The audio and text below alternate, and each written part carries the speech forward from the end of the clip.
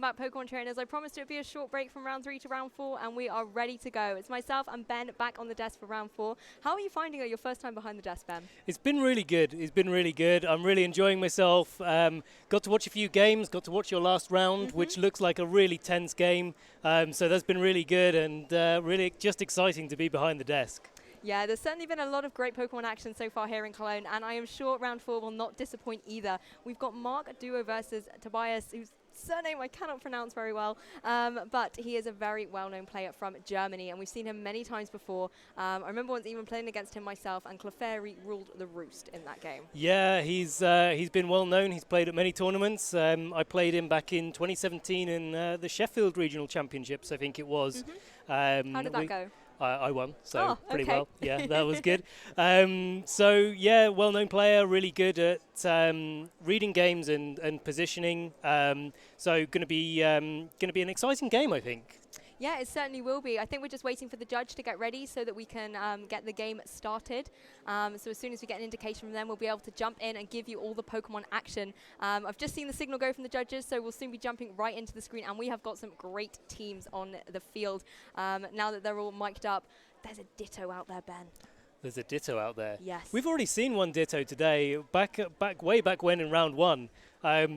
I didn't know it was going to be making waves here in the last tournament in the Ultra Series, but here we see it again, as you say, on Tobias' side of the field.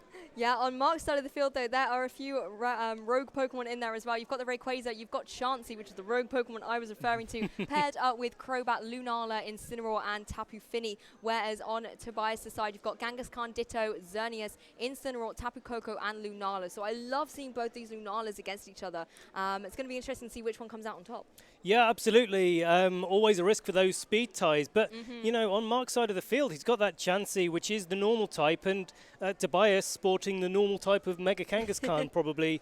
So, you know, both players have that opportunity to take those Moongeist Beams or Menacing Moonrays Maelstroms and, you know, really swing the game in their favour. Going to be good to see how these Rayquaza and Xerneas match up. Obviously, Xerneas with the type advantage there, but Mark's got that Crobat, he's got that Tapu Fini, which we saw earlier in the tournament do a lot of work against Xerneas. Yes. So, you know, and that Chansey, no stranger to taking special attacks either, with a lot of moves that will support Mark's side of the field, potentially. Yes. One thing that does worry me is we could see a Chansey via Chansey if that Ditto jumped into that particular slot. But let's not jinx that ahead of time. I think you're quite right, though, Ben. Protecting the Xerneas on Tobias' side of the field is going to be crucial for him.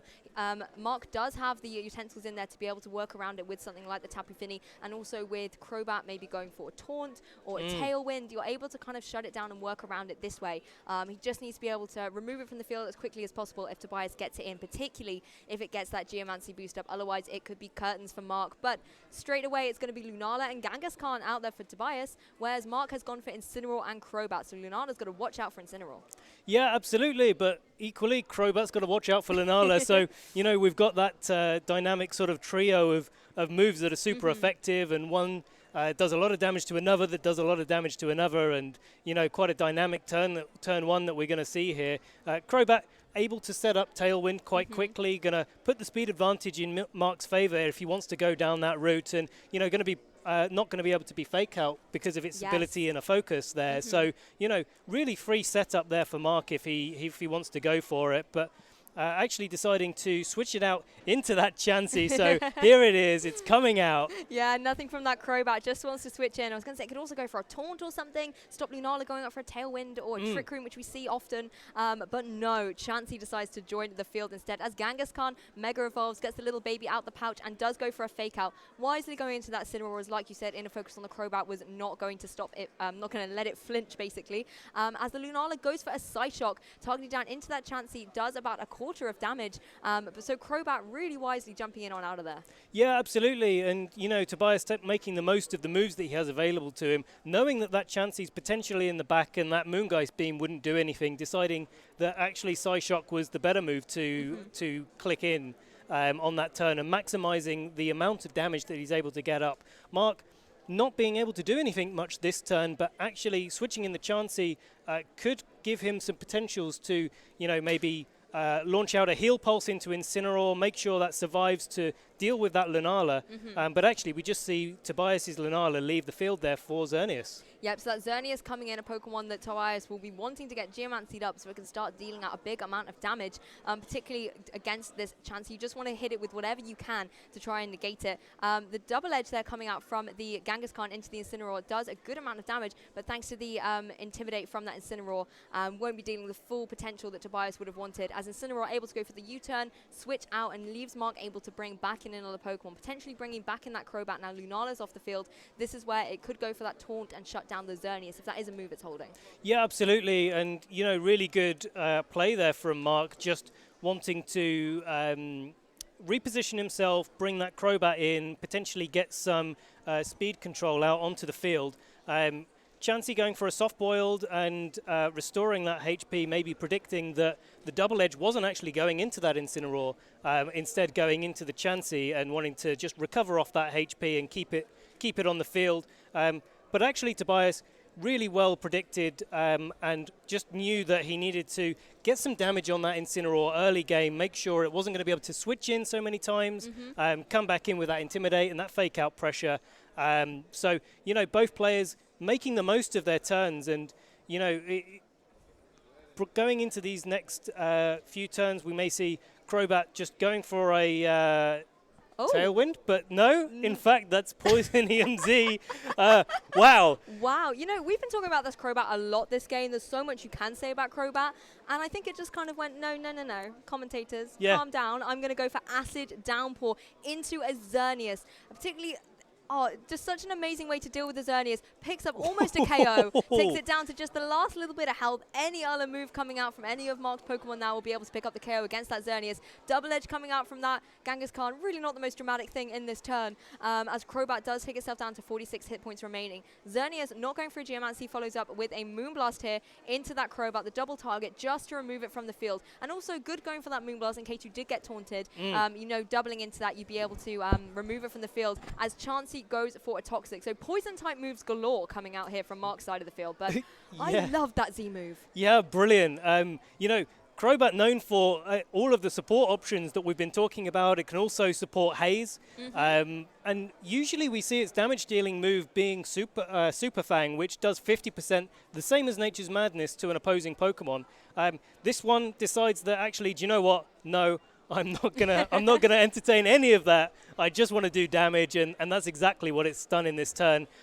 Now Rayquaza following up, got the potential for some big extreme speeds coming out here, putting a lot of pressure on Tobias' side of the field. And Xerneas known for being able to deal with Rayquaza, but actually being in extreme speed range really changes that dynamic. It certainly does. Having that extreme speed easily can pick up a KO against that Xerneas, possibly against that Kangaskhan as well, depending on the item on that Rayquaza. And either way, once a poison or two has been gone against that Kangaskhan, it's going to easily be able to pick it up as well. Chansey here sitting very pretty on the field at full HP as well. That's something that Tobias has to think about for the late game, particularly if that Chansey is packing something like Minimize. It can, get itself onto the field for the late game stage. And that's something Tobias doesn't want to be forced into that position, basically. Bringing his Incineroar on is a good choice here, getting the Intimidate off against Rayquaza and giving yourself that fake up potential for the next turn. Also having Incineroar on the field, able to utilize that U-turn, switch around your board position a little bit easier, as Rayquaza does go for that Mega Evolution. Delta Stream on the field, not really going to factor in too much here, having that ability, as Xerneas does go for the Protect wisely in case that Extreme Speed was coming out here. Yeah, certainly. And Rayquaza going for that Crunch, actually, not wanting to, wanting to take advantage of a potential Lunala switch into a normal type Extreme Speed. So, a good prediction there. And actually Tobias just taking it slow. He wants to utilize that Xerneas to its full potential, and the only way that you do that is if it's still on the field and not knocked out. So, good play from Tobias, bringing his fake out in. We've seen a lot of that this tournament. He's going to, be able to just get a fake out off if he wants to do that. Maybe get an attack off with Xerneas, but he has got to worry about that Chansey. We've seen that Seismic Toss come out, and that's going to definitely pick up the KO on Xerneas. Yeah, and it's a position where it's not even worth him faking out and geomancying up. That is now a verb. Because on the next turn, Rayquaza can just easily extreme speed and KO it. So if you're going to leave your Xerneas on the field, it is a time to start just dealing out damage. Incineroar, though, however, jumps in for that Rayquaza. Xerneas going for the Moonblast. So potentially, if it did want to be brave and go for the Geomancy, that actually could really have worked out for him in that particular turn. Incineroar being KO'd, though, on Mark's side, as Chansey does go for a Toxic going into that opposing Xerneas. So no matter whether it protects or anything, it is going to be leaving the field. But again, I think switching out that Rayquaza was really great from Mark because he now has reset that Intimidate again. Yeah, certainly. You know, Mark's done a lot of good things in this turn, and putting that Xerneas back on a timer means that he can't be defensive with it this turn. You know, if Mark decides to go for an extreme speed into the Xerneas, well, the Xerneas gets knocked out. If he protects and it stays in, then it gets knocked out. So, you know, really, really good play there to position in such a way that Tobias is forced into certain moves. And, you know, Mark's really taking advantage of that pressure that he's putting on and the counter that he's able to put onto Xerneas, onto Kangaskhan, potentially next turn onto Incineroar with this Chansey being able to Toxic. And, you know, he may be down to his last Pokemon, but actually he's got a really strong position to just keep on the field, you know, pressure with that Rayquaza, pressure with the Toxic from Chansey, and maybe it may be slow, but, you know, he is going to be able to come to an end game eventually. Yes, exactly. I was going to say you could potentially even crunch into that Xerneas in case Lunala was coming in, but, you know, went for the extreme speed anyway, picks up a nice clean KO as Incineroar goes for that U-turn. So once again, Tobias making sure his ball positioning allows him to have access to that fake out, get another Intimidate off against that Rayquaza, potentially forcing it to switch out again later in the game. But Tobias now will be bringing in either Kangaskhan or the Lunala. I say bringing in Kangaskhan to guarantee that fake out on the field there again would be great, but of course, he could even have double fake out in the next turn. Well, absolutely. I mean, I'd like to see the Kangaskhan come back in and take a potential Toxic. Obviously, you know, you don't want to have that Shadow Shield broken on Lunala. Yes, true. So I think I'd like to see that coming out, but actually opting to bring out Lunala. So we'll see what Mark decided to do. And he called it right.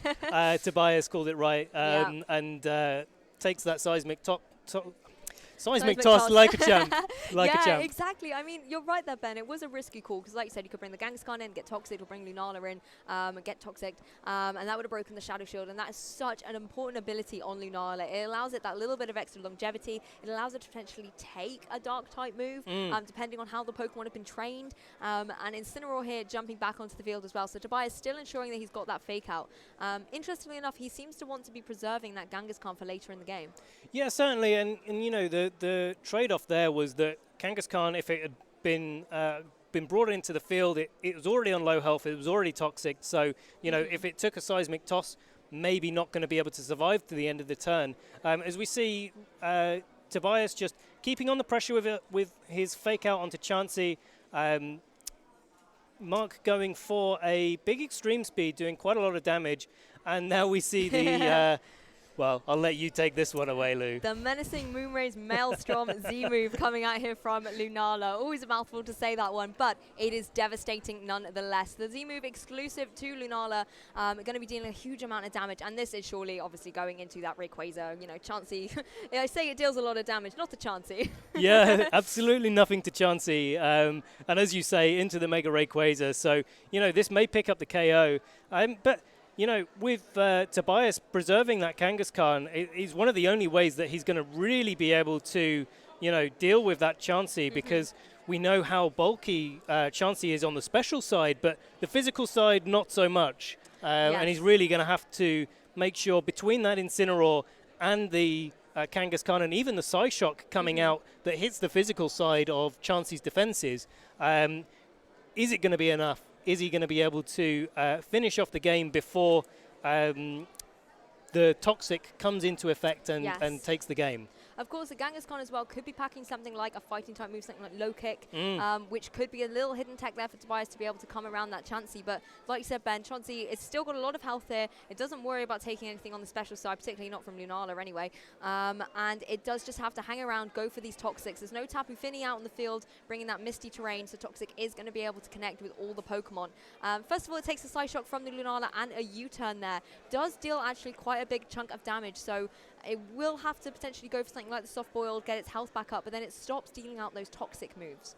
Certainly. And, if Mark decided to go for a seismic toss here, may be able to deal with the Kangaskhan, but actually he's in this position where, if the Kangaskhan comes in and it gets knocked out from a combination of seismic toss and toxic, then he can bring the Incineroar straight back in and go for that fake out and Psyshock, and potentially Psyshock followed by an attack with Incineroar could be enough to pick out the knockout. But we see Mark deciding that, enough's enough, no more information going to come out this game for Tobias to maybe use in game 2, decides to forfeit. As we see a 3-1 victory for Tobias. Yeah, we actually saw Mark go to click that forfeit button the turn before the end, in the penultimate turn, and he came away from it and went for one more move, maybe just wanting to try and scout out what Tobias would do, get inside the player's head a little bit more and understand the player, because so much of Pokemon is playing against the opponent sitting across the table from you. Yeah. I know that from experience playing against yourself, Ben. Oh, yeah. And many a time, particularly if you've got a team that's maybe really similar, not so much in this case, but to be a sort of a true Pokemon master, you have to be able to utilize your team, know the format, but also read the player. Yeah, exactly. And you've got to give your opponent opportunity to give you information going into the next game.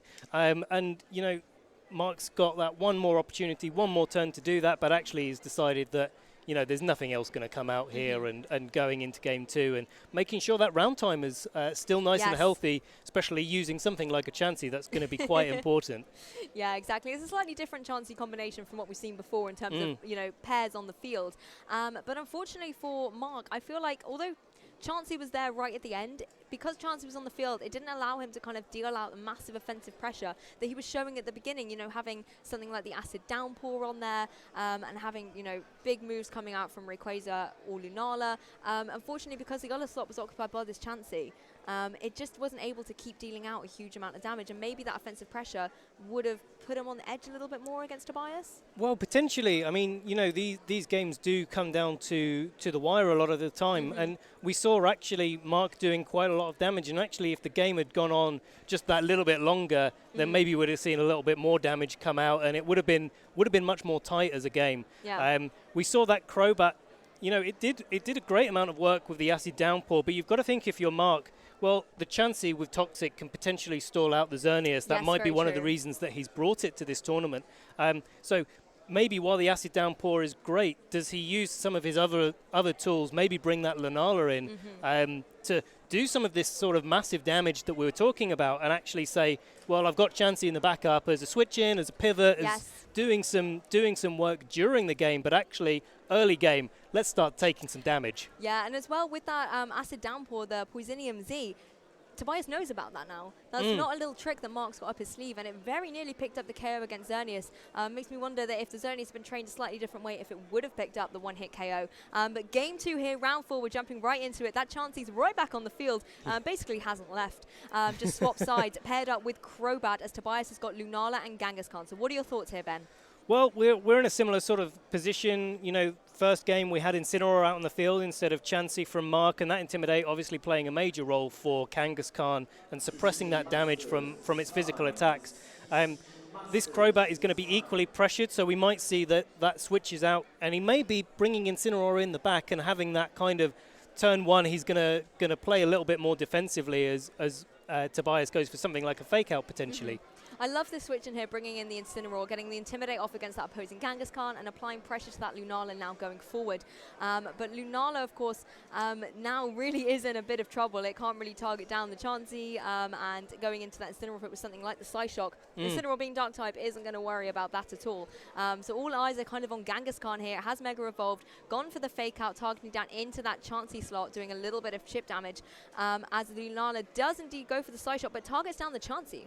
Yeah, really great play from both players. I really like the adjustment from Mark being able to bring this Incineroar in turn 2 and make sure he actually has the fake out pressure on his side of the field.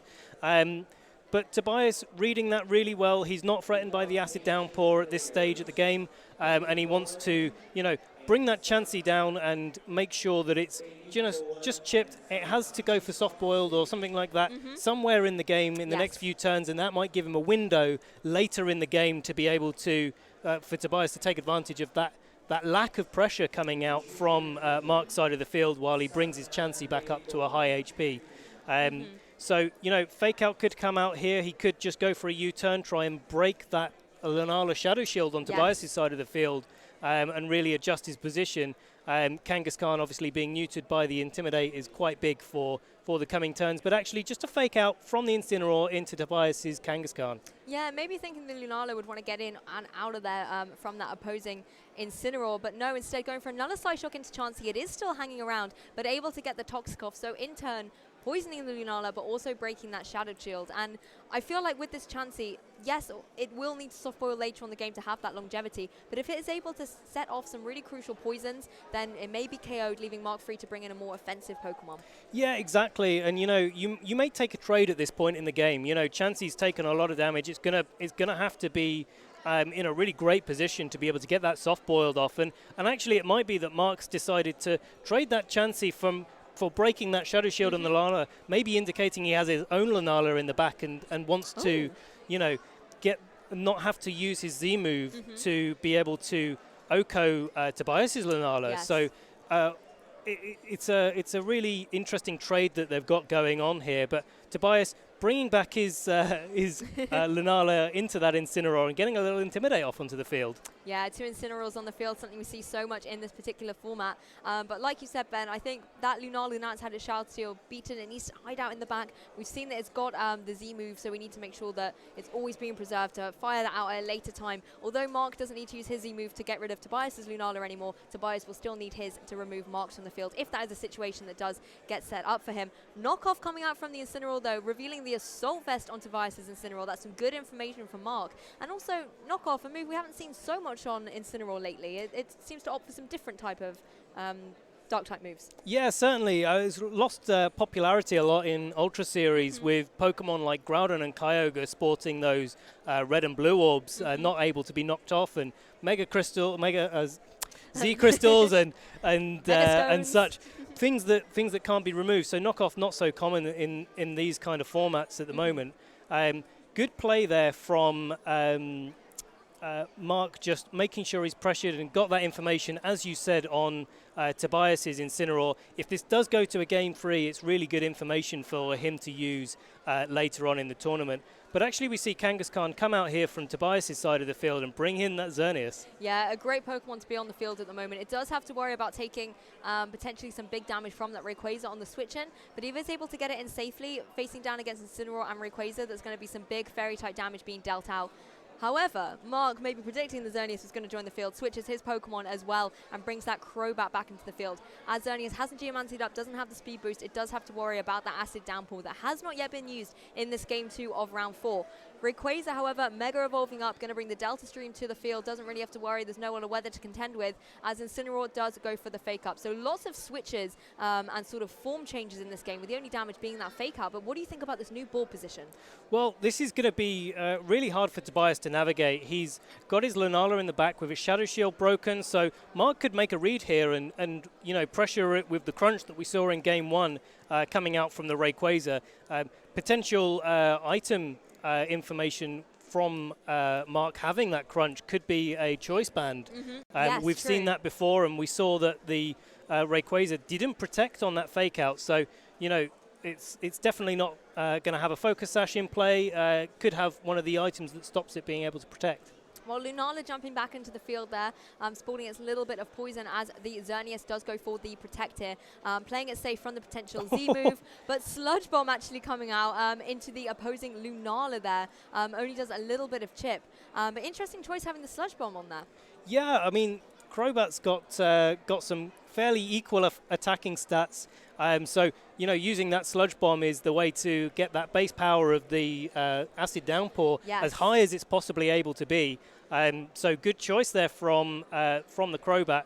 But again, like in turn 1, we've got that Lunala on the field, we've got that Crobat on the field. Mark's got to be really careful of, how that interaction comes into play. And, does that Dragon Ascent pick up the KO on the Lunala, and equally, does that Crobat then pick up the KO on Tobias's Xerneas in this game. Exactly, it's all the kind of trades off here with different KOs. Yeah. Sometimes you have to, lose a Pokemon to be able to KO a Pokemon. It's all about thinking ahead a couple of turns and seeing what ball positioning you want. Tobias, however, says, I want to change up my ball position and switches in his Incineroar, again getting off a crucial Intimidate against his opposing Rayquaza and bringing Fake Out back onto the field. Again, Crobat, I think, means such a great choice. It cannot be fake outed thanks to its inner focus. And it's not going to worry too much about the Intimidate, as we've seen this is a special attack Z move, and it's the Acid Downpour once again. Yeah, going probably onto the Incineroar switch in, and Yes. Tobias playing really well here. He's one game up.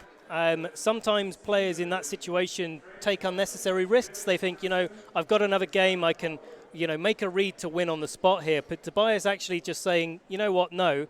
I'm going to just be consistent, play the game, play my game, and not allow Mark to get back into the game.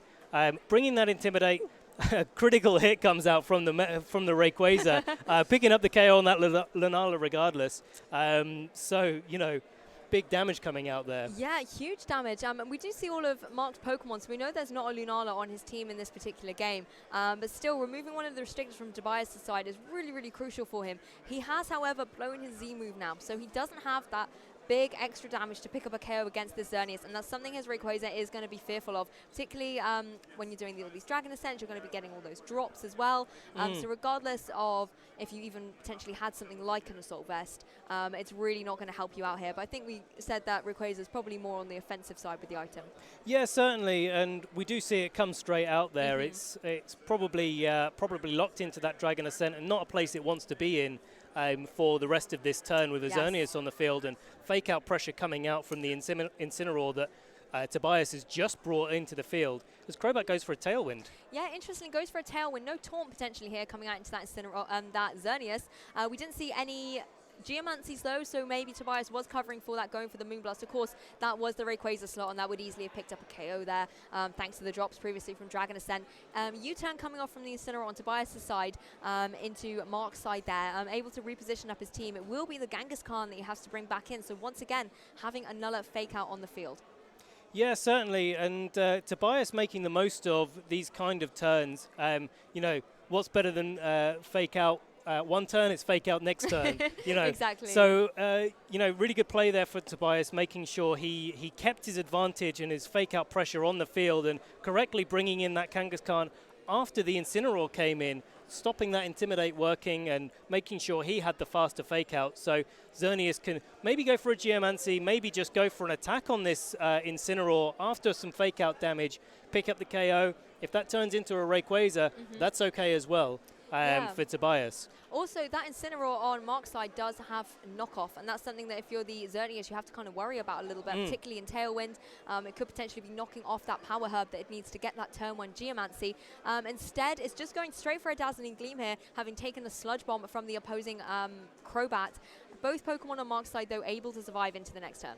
Yeah, and we saw that Sludge Bomb do more than 50% to Xerneas, so, Tobias has got to be really careful about how he plays the next turn. Does he allow the Crobat to go for another attack on it, or does he decide that Crobat, not known for running Protect, susceptible to a nice big double edge, and potentially, especially if that Rayquaza in the back is locked into a move and isn't able to protect, he has 2 fake outs available, so maybe he can just reposition, make sure that that Rayquaza is on the field and take a knockout.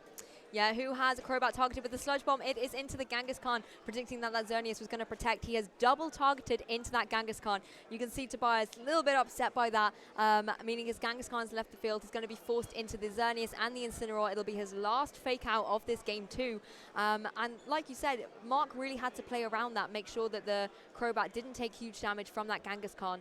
So doubling into it in that Tailwind environment really helped him out here. Yeah, certainly, and not something that we often see as an Incineroar fast enough to both be out faster than the most Pokemon on the other side of the field, but certainly not a Kangaskhan, known for being quite fast. So, this is a real indication of how Mark's trained his Incineroar to be slightly different, be able to put that pressure on, and actually Tobias going there for the double protect and getting it off. Yes, Xerneas protecting up there. Nothing coming out from the Incineroar though. Sludge Bomb going into the protective Xerneas as the Incineroar on Mark's side does go for the U-turn. So actually went into the protect as well. I was going to say bringing that Rayquaza back in. But no, instead Crobat going to have to take the Flare Blitz. It isn't enough to pick up the KO, so Crobat going to hang around for another turn here. Yeah, certainly, and we're getting less likely that Tobias is going to pull this one out of the bag here with the double protect and then the triple protect. It gets less likely every time that you use the move. Oh, yes. So, good position for Mark here. Really well built in the way that he structured his team, having that Incineroar, being able to take advantage of that tailwind as we've seen in this game. We're talking about the double fake outs, and that's not available for Tobias anymore. So, yeah, really good play there from Mark, making this set 1-1.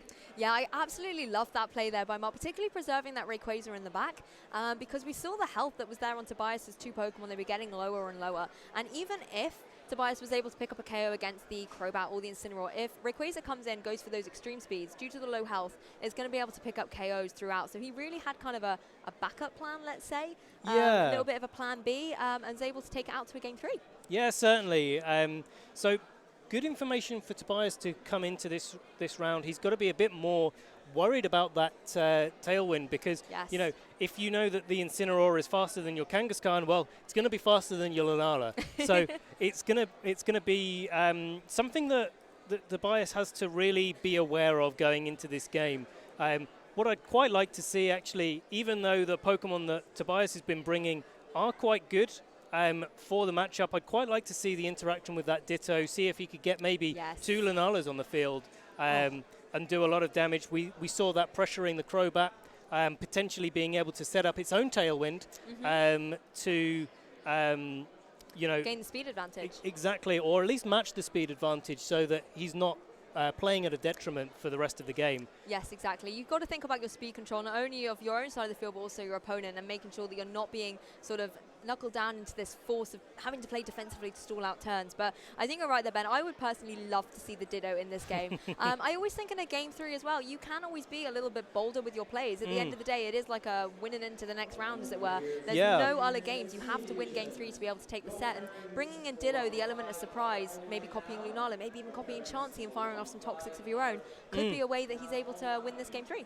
Yeah, certainly. I mean, we haven't seen too many ways for Mark to be able to actually deal with the Chansey if Tobias decides to copy it. So maybe that's a really good way for Tobias just to eke out the last game here. But we see the leads coming out. Kangaskhan and Lunala, same leads again for Tobias. Yeah, exactly. It's going to be the Chansey and the Crobat, though, from Mark's side of the field. Even if Ditto is in there, it's not really a Pokemon you tend to lead with, is it, Ben? No, certainly not. Certainly not. And if you do, it's a very bold play, and sometimes it works. Do you know a lot of players do lead the same orientation every time that they lead? So, you get to a game 3, this is the time to do it. You've seen how they've reacted, and especially Tobias leading the same way in all 3 games. You can take that risk and make those big plays. You certainly can. And Crobat, once again, leaving the field as quickly as it joins as Incineroar jumps into the fray. Once again, applying pressure against that Lunala and able to put the Intimidate onto the opposing Kangaskhan.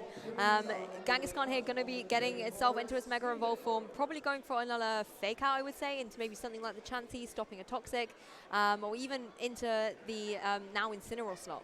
Well, potentially. I mean, we could see that Kangaskhan going for the Chansey this game, as we do. We saw last game the Incineroar come in exactly the same way, but Tobias covering the Crobat not going out and just deciding that actually Psyshock is an okay move to use. Make sure the Chansey doesn't get that Toxic off to break the Shadow Shield. If the Incineroar comes in, we can reposition. Yes. We've got Incineroar probably in the back of the field for Tobias, and we know that once one Incineroar's on the field, another one likes to join them. So, Indeed. He's covering all of his bases there and making sure that if he gets that big read that the Crobat stays in, his Xerneas is safe for later in the game.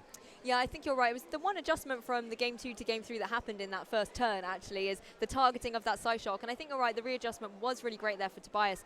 Xerneas jumping in, and so is Incineroar. Like you said, one Incineroar is never enough. You always need two on the field. But interestingly, that was a double switch there from Tobias. So really wants to get his ball positioning shaken up here going into the next couple of turns. Have Fake Out on his side to maybe get that Geomancy up.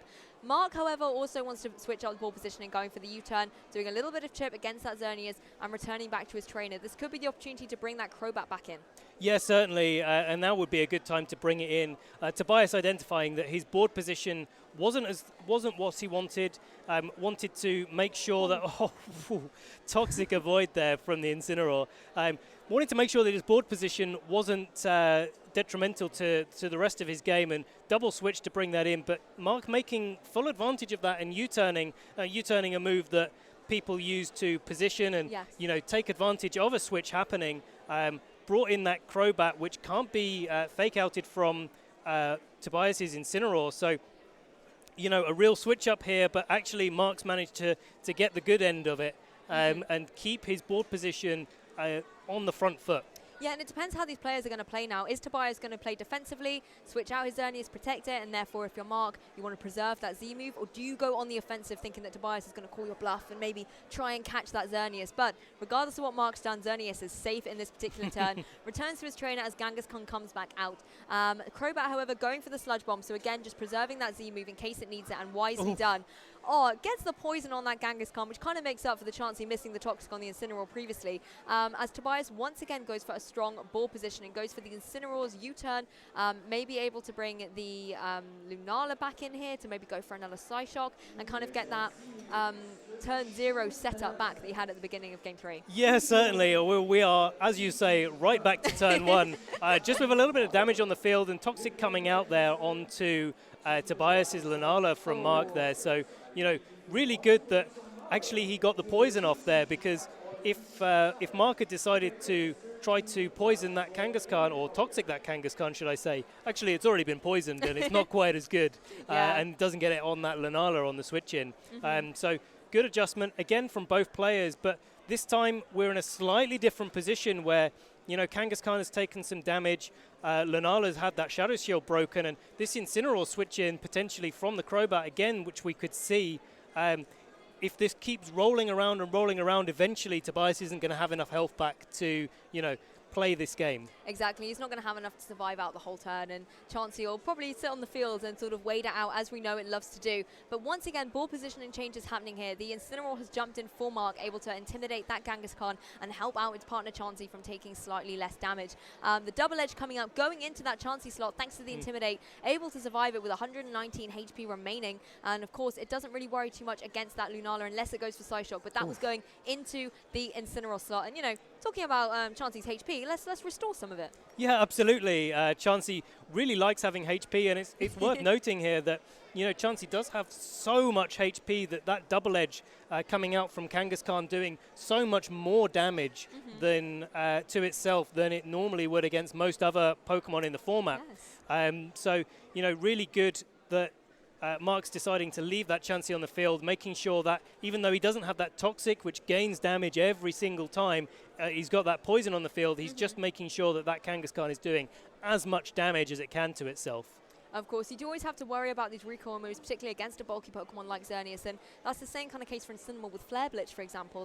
That's something that Tobias will have to worry about. But Xerneas jumping back on the field for Tobias, potentially this will be the time where he'll want to get that Geomancy set up as the Kangaskhan does go for Bite, a move who's seen rise in popularity on it, not only because of Lunala, but because of that double flinch chance. Yes, certainly, and Tobias trying to take that opportunity to stop that Incineroar U-turning into something like a Crobat potentially, and make sure that it's not on the field when Xerneas wants to set up his Geomancy. Yeah. So good try there for Tobias, didn't come off, and Chansey just going for a softboil and making sure it's still got full HP going into the next few turns. Yes, this is looking so strong for Mark here. The Kangaskhan as well, even though it was able to survive that U-turn, possibly on 1 or 2 hit points, the poison means that it will be KO'd at the end of this turn, and Tobias will be forced to bring back in his Incineroar or his Lunala now. I was going to say Lunala probably would be the better case, only because obviously you can't fake out the Crobat, and having that side shock pressure against the Crobat is a great way to deter it from that Xerneas, but it means you still have to play defensively with your Xerneas this turn.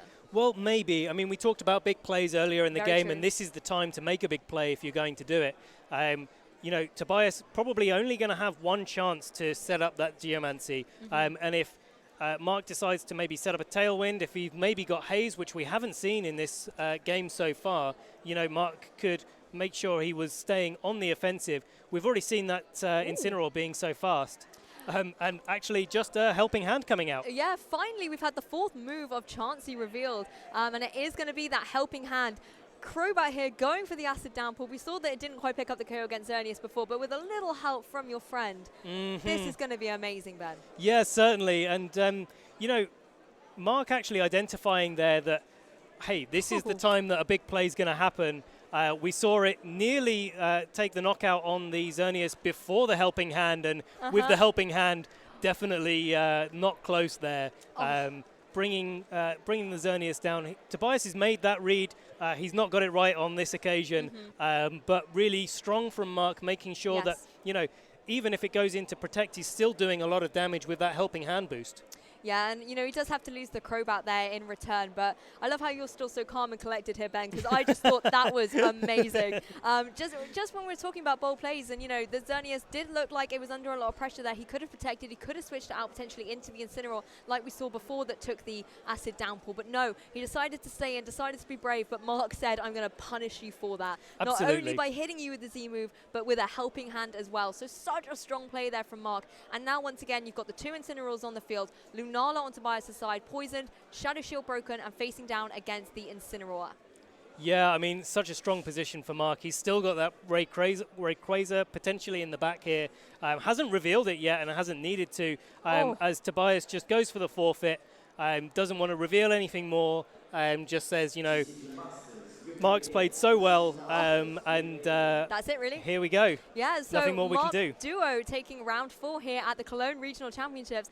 Absolutely dominating game there towards the end. The moment that you got those bold plays in there, like, honestly, I'm still shaking, I'm not going to lie, because we saw so much masterful Pokemon in that. We saw some great leads, we saw some phenomenal adjustments, and as well, the amount of ball position changes that Tobias was going for. He really knew what he wanted to do. He knew how to play around Mark's team, but the problem was Mark also knew what his opponent was thinking. Yeah, certainly. And just was able to adapt equally as well. Well, certainly, and you know, we saw that Mark had that Chansey, which in game 1, it didn't do too much. It didn't put too much pressure on the board. But actually, in games 2 and 3, it was the thing that was really making sure that Mark had that defensive position on the field. He could just switch his other slot into Incineroar, U-turn out into the Crobat, the Xerneas would be on the field, and, you know, that poison type is putting pressure on, and you know, that Lunala on Tobias' side of the field, not really able to do too much to Chansey or whatever else was on the field, because, hey, there was always that Incineroar in the back.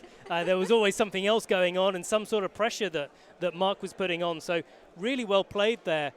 You know, in another game, in another matchup, the way that Tobias has played, he definitely could have taken a game, but you know, Mark just edging out, having something slightly more unorthodox and really taking advantage of it. Yeah, who knows? Ditto could have changed it all. That could have been a very different game. But I believe we will be grabbing Mark very quickly for an interview, so we'll be able to jump into that very soon, guys. So don't go anywhere, and we'll grab Mark for an interview.